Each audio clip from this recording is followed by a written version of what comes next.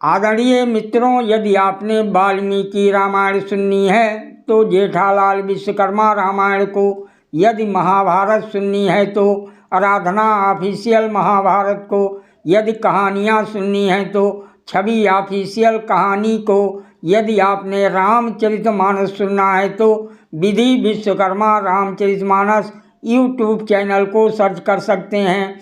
अधिक से अधिक शेयर करते रहें, जिससे सत्य सनातन वैदिक धर्म का विश्व में प्रचार होता रहे और सभी जन श्रेष्ठ बने, यही हमारा उद्देश्य है। जय सिया राम जी की रामायण से।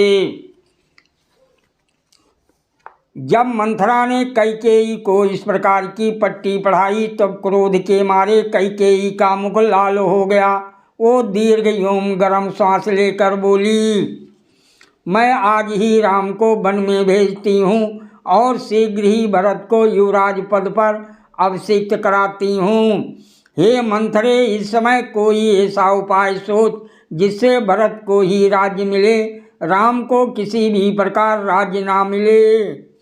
कैकेयी के ऐसा कहने पर पापिन मंथरा श्री राम का सर्वनाश करने के लिए कैकेयी से बोली, एक बार जब तुम्हारे पति देवासुर संग्राम में सब राज ऋषियों सहित इंद्र की सहायता करने गए थे, तब तुझे भी अपने साथ ले गए थे।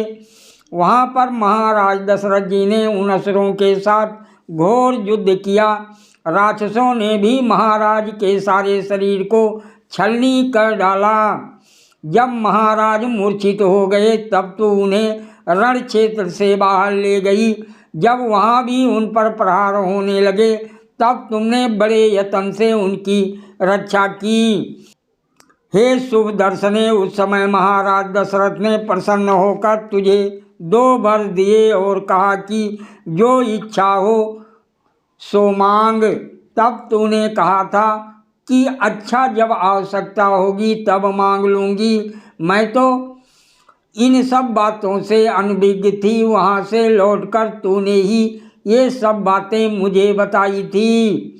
उन वरों में से एक से तू भरत का राज्याभिषेक और दूसरे से श्री राम का 14 वर्षों के लिए वनवास मांग ले। इन 14 वर्षों में जब तक राम वन में रहेंगे तब तक सब प्रजाजनों का तेरे पुत्र के प्रति अनुराग बढ़ जाने से इसका राज्य अटल हो जाएगा। हे अश्वपति पुत्री, इन वरों को पाने के लिए तू मैले वस्त्र पहनकर बिना बिछौना बिछाए क्रुद्ध होकर कोप भवन में जाकर भूमि पर लेट जा। जब महाराज दशरथ आवें तब तू ना तो उनकी ओर देखना और ना उनसे कुछ बात करना, केवल शोकातुर होकर भूमि पर पड़ी रहना। तुम अपने पति को सदा प्रिय रही हो, इसमें मुझे कुछ भी संदेह नहीं है। तुम्हारे लिए महाराज अग्नि में भी कूद सकते हैं, परंतु स्मरण रखना, महाराज तुझे कितनी ही मणियाँ, मोती, सोना और भांति भांति के बहुमूल्य वस्तुएं देना चाहें तो उनमें फंसना मत। जब महाराज दशरथ स्वयं तुझे भूमि से उठाकर वरदान देने को सम उद्यत हो तब महाराज से प्रतिज्ञा आदि कराकर ये वर मांगना।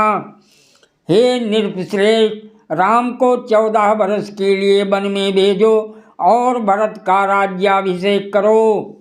इतने दीर्घ समय तक वन में रहने पर राम की प्रीति लोगों के हृदय से निकल जाएगी और तुम्हारे पुत्र भरत शत्रु रहित होकर राजा बनेंगे। जब तक राम वन से लौटेंगे तब तक भरत के राज्य की नींव दृढ़ हो जाएगी। हे कल्याणी, जब जल बहकर बाहर निकल जाए तब बांध बांधने से क्या लाभ, अतः उठ और अपने कार्य साधन में लग और महाराज को ये दिखला दे कि मैं क्या कर सकती हूँ। इस प्रकार मंथरा द्वारा प्रोत्साहित की हुई विशाल नेत्रों वाली कैकेयी सौभाग्य के मद से गर्वित मंथरा सहित कोप भवन में पहुंची। वहां पहुंचते ही कैकेयी ने कई लाख के मोतियों के एक हार को तथा अन्य मूल्यवान आभूषणों को उतारकर पृथ्वी पर फेंक दिया। भूमि पर बिखरे हुए वह आभूषण ऐसे जान पड़ते थे जैसे आकाश में तारागण सुशोभित होते हैं।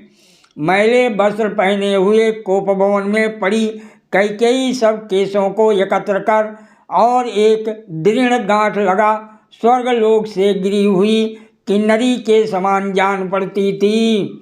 उस समय स्वर्ण के समान रंग वाली कैकेयी कुबड़ी मंथरा की बातों में आ भूमि पर लेट कर मंथरा से कहने लगी, हे कुब्जे, या तो तुझे महाराज को मेरे यहाँ मरने की सूचना देनी पड़ेगी या राम को बन जाना पड़ेगा और भरत को राज्य मिलेगा।